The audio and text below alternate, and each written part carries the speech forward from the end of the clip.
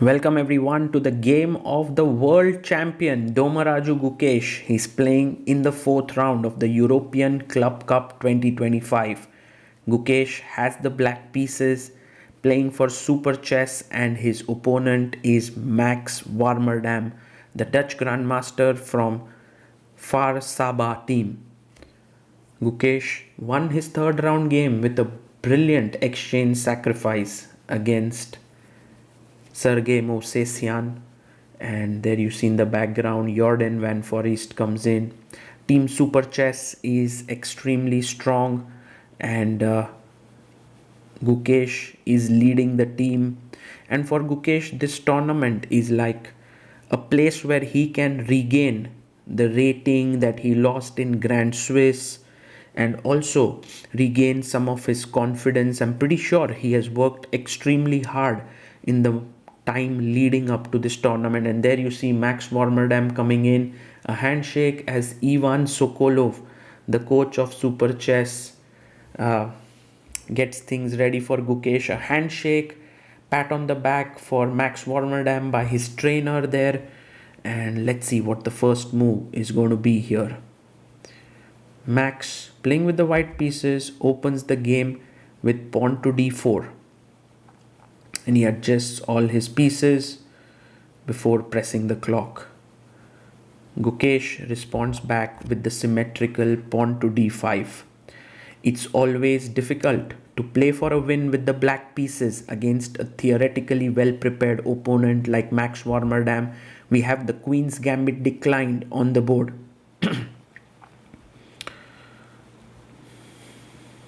Knight comes out to f3.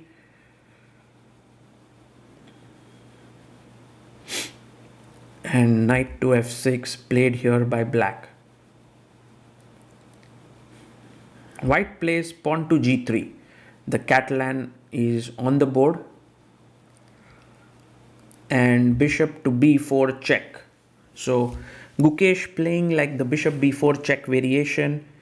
Bishop d2 is generally the main move, but Max goes knight bd2. And a5 played by Gukesh. He pushes his rook pawn, and these are little nuances which are, something that Gukesh has up his sleeves in almost all the openings. a4 gaining even further space on the board. Gukesh already has played something which not played in many games. Castles here for white, and now the knight comes out to c6. Max plays his queen to c2, and maybe this is still part of Gukesh's prep. Yes, he's moving instantly, he castles. And now Warmerdam goes rook to d1. So he's defending the d4 pawn and he's angling for the e4 break here.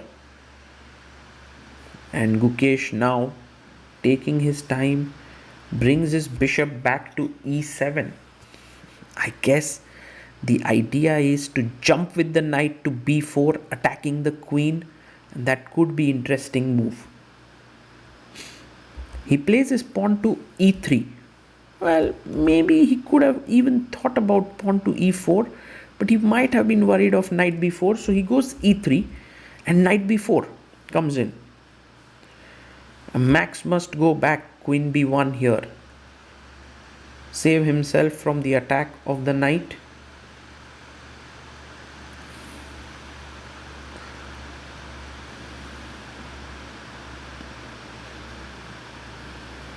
And he's waiting for his move here. And he plays it. Ooh, he goes queen c3, not queen b1. Interesting.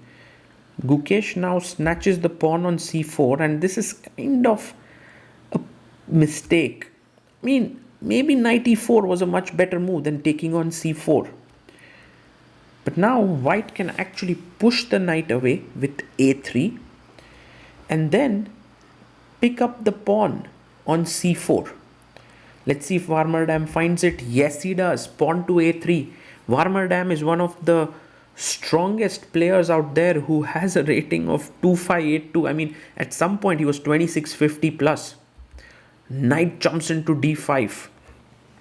Well, take the pawn here on c4. The queen is attacked. Yes, he takes it. And Gukesh,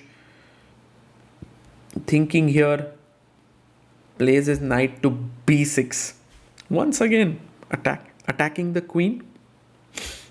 Maybe the most natural move is to go queen e2. But Warmerdam goes back queen to c3.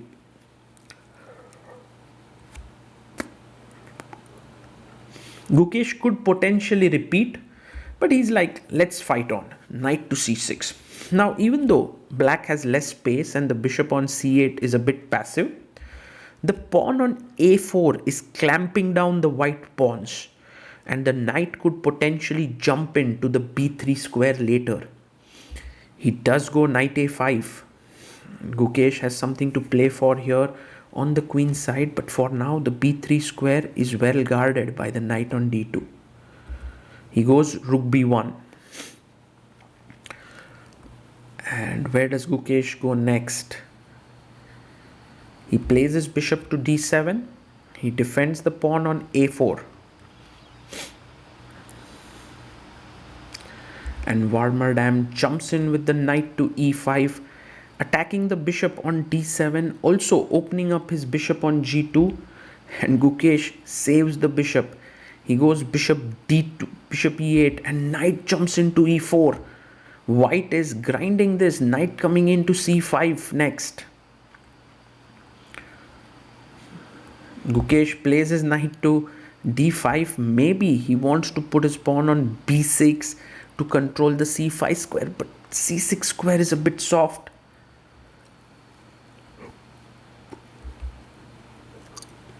The knight does jump into c5, and you need to take that knight off. Like, that knight otherwise is going to cause a lot of problems.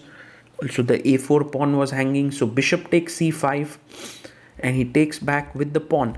Also possible here was queen takes c5, but pawn takes is much stronger. You have threats like e4 in the position to win this pinned knight. So queen c8 by Gukesh, moving out from the d file. And Warmerdam plays bishop d2. He's playing some really good moves. Strong chess here. By the way, it must be noted that bishop d5, e d5, rook d5 is bad because all the light squares become tremendously weak. So bishop d2 and pawn to f6 played. And he takes on a5. That's a great move here. And now Gukesh must take back on a5. He takes it, rook a5. And now knight to d3. Black's position looks a bit shaky here for sure. White's position looks much better. Gukesh goes knight to e7. I'm actually wondering what is his plan in this position. Queen c4, another powerful move by Warmerdam, looking here, and Gukesh brings his bishop out to f7, trying to play e5. Queen comes back to c3, hitting the rook here on a5. Rook goes back to a8, and now an interesting move is pawn to b3. But Warmerdam doesn't go for it. He goes knight to b4 because, you know, there's pressure here. He could have pushed his pawn to b3, but c6 played. Now this does weaken the d6 square, and immediately the rook jumps in with rook d6. But there is knight f5. He plays the knight, attacks the rook on d6. The rook comes back to d3. And now black will push the pawn to e5. Plays it. Gukesh slowly and steadily making a comeback in this game, trying to put pressure on his opponent. Rook d1 played here by Max. Bishop comes to e6. You can see Gukesh has 8 minutes on the clock. Max has 14. And they are having to make 10 more moves. And that's why Gukesh is moving quickly. Queen c7. And finally e4 is played. Now you need to go back to h6. That's the only move because this was controlled here by the knight. So knight is a bit offside, but it can come back into the game pretty quickly via f7. Knight e3, queen a5, offering a trade of queens. That's interesting, but Warmerdam does not take it. He keeps the queens on the board. Queen c1, now the d file is in white's control. So Gukesh goes knight f7, taking into control these squares. The bishop takes into control the d7 square. And knight to f5. Well, clearly taking here is not a great idea as it weakens all the light squares. So Gukesh goes rook d8, offering a trade of all the pieces. But the knight jumps into d6. Very interesting chess here. Gukesh chops off the knight. Knight takes d6. Whose position is better? Is it white who has the control of the d file? Or is it black who has a better bishop as compared to white? Well, we'll see king f7 first. Bringing the king in. And Warmerdam, who's now down to 4 minutes 20 seconds. Gukesh has 3 minutes there on the clock. Rook takes d6. You can take with the rook now. You can also take back with the pawn. Getting a passer here. He takes with the pawn. That's very interesting decision by Max. And Gukesh now goes king f8. King comes up to g2. We are on move 39. So maybe time will not really be an issue. Bishop to b3. Attacking the rook here on d1. White plays rook to d3. And now rook to d8, attacking the pawn here. And both sides have finished 40 moves. Let's see. Warmerdam comes back a bit relaxed. The position is even right now. It's a very good fight between two good players. But can Gukesh show that he is the world champion here and try to outwit his opponent? First, he brings back his bishop to e6. And I'm wondering how will Warmerdam continue. He plays h3, both players making non-committal moves. How do you improve the position as black? What do you do here? Gukesh, that's the reason why he's taking his time and pushes his pawn to c5. Very interesting decision. Maybe he wants to push pawn to c4, then b5, gaining even more space. Bishop to g4 played. The bishop comes into g4. Bishop f7. And pawn to h4. Queen comes into b5, attacking the rook. Queen to c3, defending the rook here. And we have pawn to b6. And white goes f4, gaining space in the center. Takes, this is getting bit sharp here. He takes f4 and e5. He's opening up the king's position. He wants to make use of the d6 pawn. Gukesh pushes c4. These are the kind of wild positions he excels in. He's attacking here with his queen. Tough moment for Max. He goes rook d2, finds the best move. Queen e5 takes. Basically, that's not the best move. He plays fe, but now g takes f4. Takes here. It's still really fine for white, but you know, black is a pawn up right now. Queen to d4 played and pushes his pawn to h5, attacking the bishop. Bishop comes back to f3. You have queen to f5 played, improving the position of the queen. And now queen b6. Pressure mounting. Queen f6 played. Players down to their last minute. Max goes queen f2, a big mistake. He should have played rook d4, which is not at all an easy move to find. He defends h4 pawn here, and Gukesh now has a clear way to get an advantage. He plays king g8. What an incredible move by Gukesh. He finds something truly special. d7 and bishop e6. Max takes the pawn on h5, but now Gukesh chops off the pawn on d7. He's getting rid of the most important pawn. And guys, remember, Gukesh was a pawn up and he still is. King comes to h2. Warmerdam is so low on time. It's not going to work out. This position is winning for Gukesh, but he has to be accurate. Queen to f5 played, attacking the bishop on h5.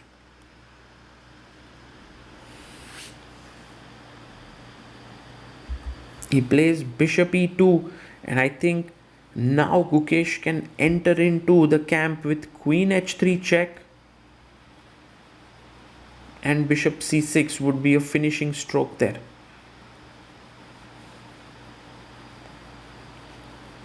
So Gukesh takes his time here, finds it, queen h3, king g1, and now bishop to c6, threatening mate in 1 on queen h1 check. Queen goes to h2. Another check on e3, queen f2. And now queen e4 would be very strong move, trying to come in here. Finds it. Gukesh playing like an engine here, finding one good move after another. Queen h2, trying to prevent the mate, but Max knows that this game is over. f3 played. What a strong move. Bishop goes to f1. And now queen to g4 check. It's all over. If king h1, there is f2 check. So he goes king f2. And now queen to d4 check. And the king is toasted here. There's just nothing more to be done. Max Warmerdam's king is in big trouble, and he resigns. Gukesh scores a fantastic win, and this is just absolutely incredible chess by the youngster. I think there was one moment in this game which was absolutely insane. Gukesh has a smile on his face. His team Super Chess also wins, thanks to him winning his game, and also Diach Bogdan, who won his game. So quite a clinical performance by the Super Chess team. The important moment that we want to show you is here. At this moment, Gukesh had very little time, like 6 minutes on the clock. And to actually find that king g8 is the best move, I mean, that's just insane understanding. And if you play king g1, there is rook takes d6. And so the entire point of king g8 is that if you take rook d6 right now, white has queen c5, pinning the rook. And if you go king e7, I have check, and I pick up this rook on c7. So king g8 is actually preparing rook takes d6. That's the deep point. And I mean, once you understand it, it's clear.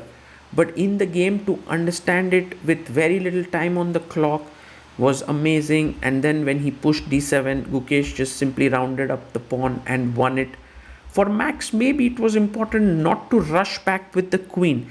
His entire thing was about this pawn on d6. That's the most important pawn. So if he found the move rook d4, it would have been very strong. The key point being that queen takes h4 is met with rook takes f4. And if you take with the queen, I have queen d8 check. So that's the reason why you can't take on h4. And here white is still holding on to the position, but he went back, and then Gukesh simply won the game. We can see both the players are analyzing here and discussing, and I love how Gukesh is so curious about the variations and discussing. So is Max Warmerdam, who has taken this defeat very well in his stride. And with this win, Gukesh scores 2 back-to-back wins, and hope that this is a great tournament for the youngster with 3 more rounds to go.